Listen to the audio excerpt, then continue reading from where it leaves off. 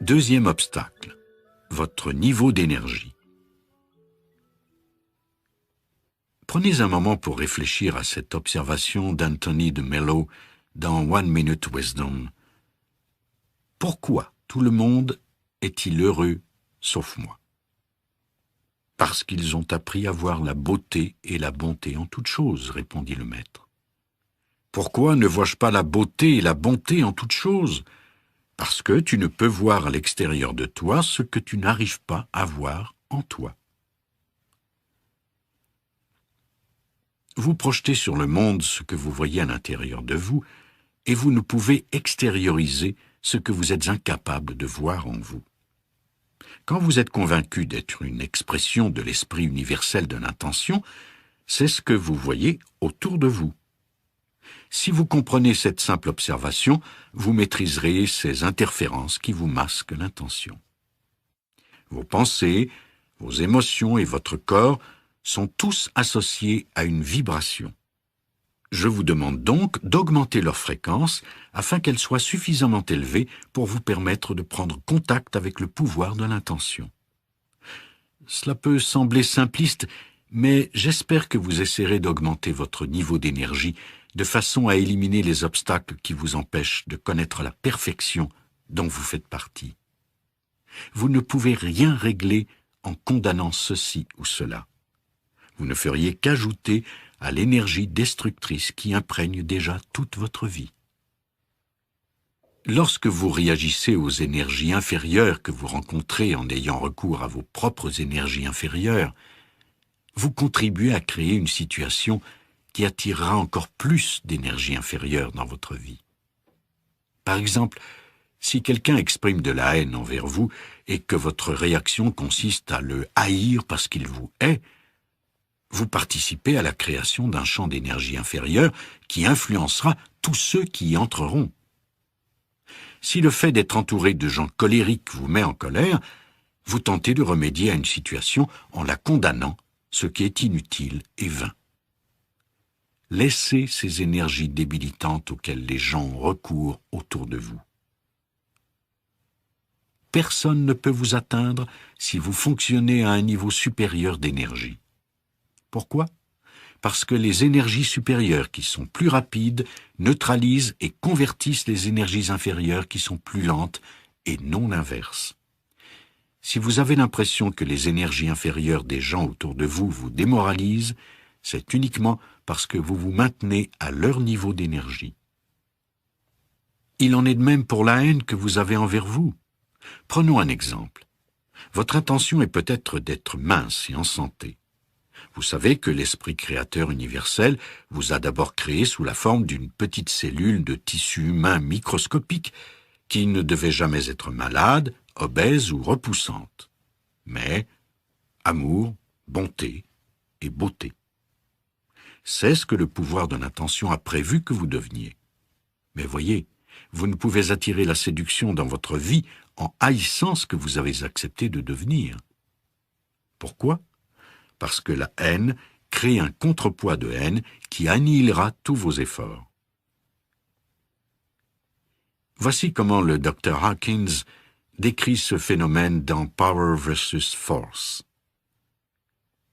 Le simple fait d'être bon envers soi-même et toutes les formes de vie est la plus puissante force transformationnelle.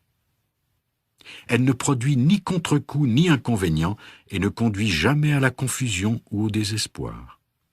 Elle stimule notre véritable pouvoir sans rien demander en retour. Mais, pour atteindre ces sommets, une telle bonté ne peut tolérer aucune exception et ne doit jamais être mise en œuvre dans l'espoir d'une récompense égoïste.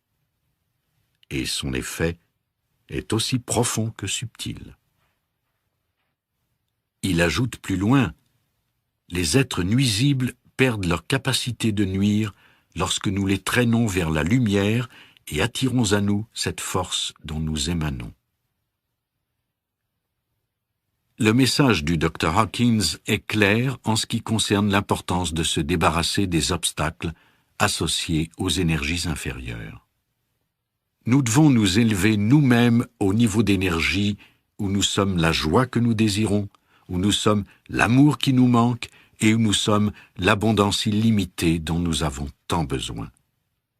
En étant cela, nous l'attirons à nous. En nous plaignant de son absence, nous nous assurons que la condamnation et la discorde continueront à régner sur nos vies. Si actuellement vous expérimentez l'angoisse, la dépression, l'absence d'amour ou l'incapacité à attirer ce que vous désirez, prenez le temps d'examiner comment vous en êtes arrivé là. Les énergies inférieures attirent les énergies inférieures. Ces énergies se manifestent parce que vous avez fait appel à elles, même si vous l'avez fait de manière subconsciente. Elles vous appartiennent et vous en êtes l'unique propriétaire. Toutefois, si vous augmentez volontairement votre niveau d'énergie en prenant conscience de votre environnement immédiat, vous prendrez rapidement contact avec l'intention tout en éliminant ces pierres d'achoppement que vous vous êtes vous-même imposées. Gardez à l'esprit que toutes vos pensées ont un impact sur vous.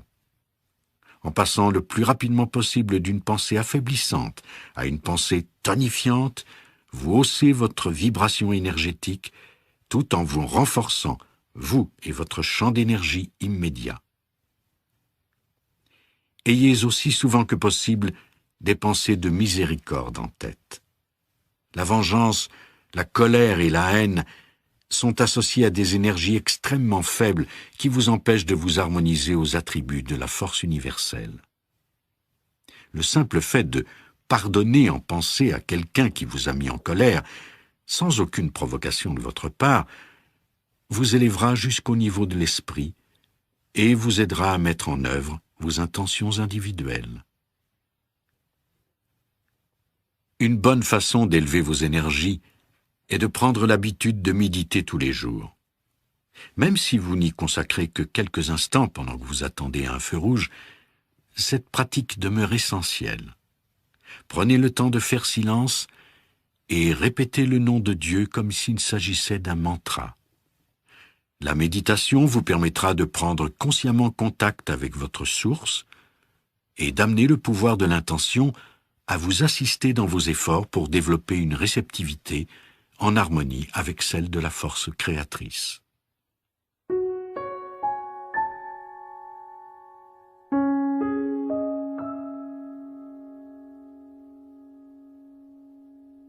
Troisième obstacle, l'idée de votre propre importance.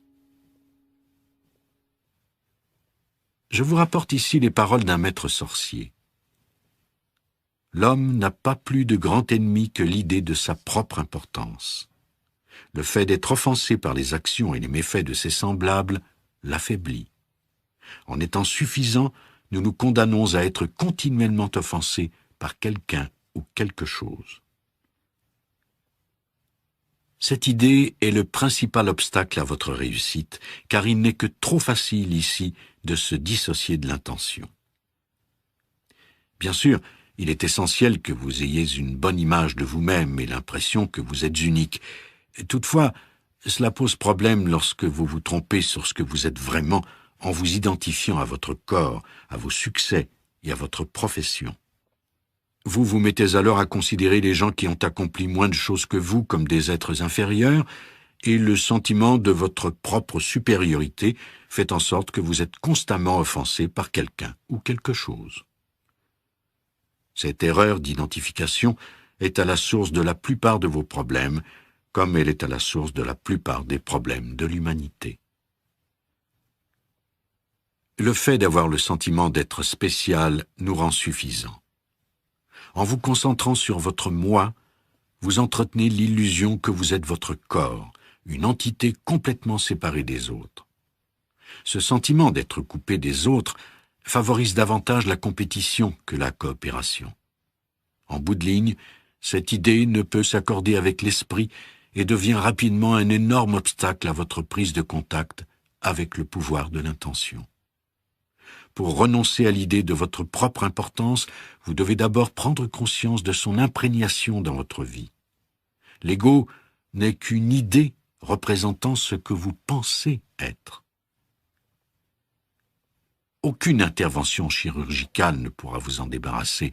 Cette idée que vous vous faites de la personne que vous croyez être continuera toujours à éroder vos chances de prendre contact avec l'intention.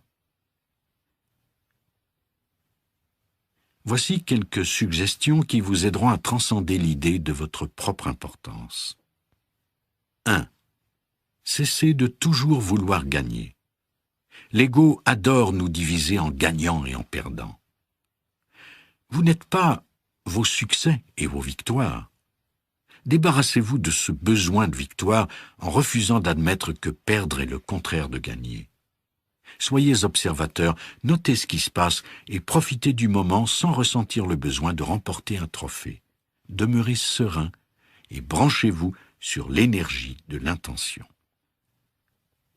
Et par une ironie du sort, même si vous risquez de ne pas le remarquer, les victoires s'accumuleront d'autant plus que vous ne les rechercherez plus.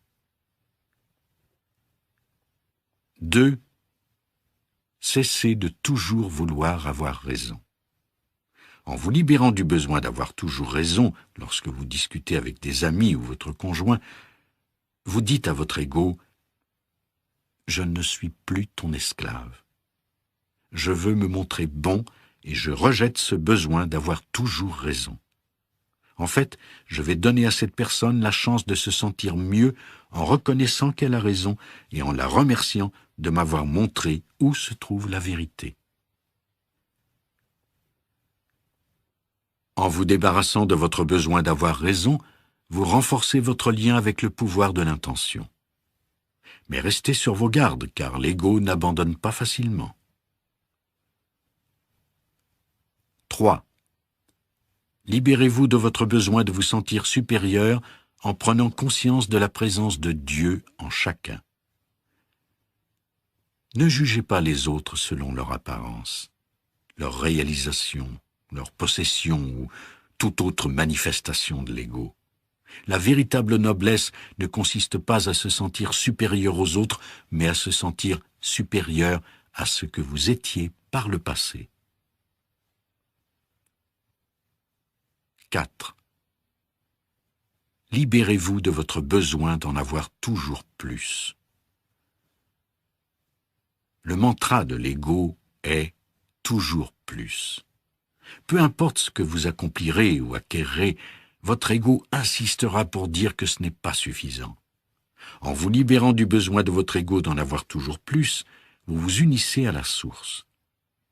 Et, n'étant plus l'esclave de ce besoin, il vous sera beaucoup plus facile d'en faire profiter les autres, car vous aurez alors pris conscience que vous n'avez pas besoin de grand-chose pour être satisfait et en paix avec vous-même. 5. Cessez de vous identifier à vos accomplissements. Dieu est l'auteur de toutes les musiques, de toutes les chansons, de tous les immeubles. Dieu est la source de tous vos accomplissements.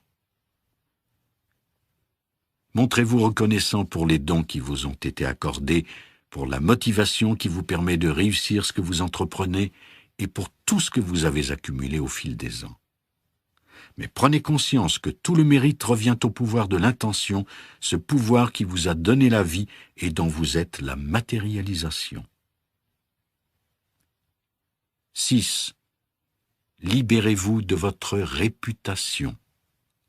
Votre réputation ne réside pas en vous, elle réside dans l'esprit des gens qui vous entourent.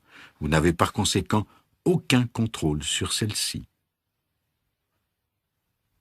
Se connecter à l'intention signifie écouter votre cœur et vous comporter sur la foi de ce que votre voix intérieure vous révèle quant à la raison de votre présence ici-bas. Faites ce que votre voix intérieure vous dit de faire, car cette voix est toujours en contact avec votre source et lui est toujours reconnaissante. Gardez le cap, ne vous préoccupez pas des résultats et prenez la responsabilité de ce qui réside en vous, votre caractère. Laissez les autres débattre de votre réputation, cela ne vous regarde pas.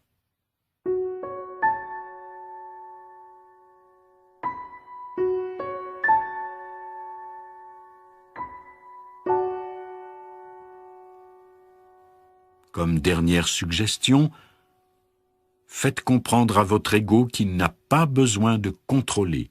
L'intention s'occupe de tout. Dans la chambre de mes enfants, à Maui, j'ai fait encadrer l'observation suivante afin qu'ils puissent la voir tous les matins au réveil. Bonjour, ici Dieu. Je m'occuperai de tous vos problèmes aujourd'hui. Je n'ai pas besoin de votre aide. Alors, passez une miraculeuse journée.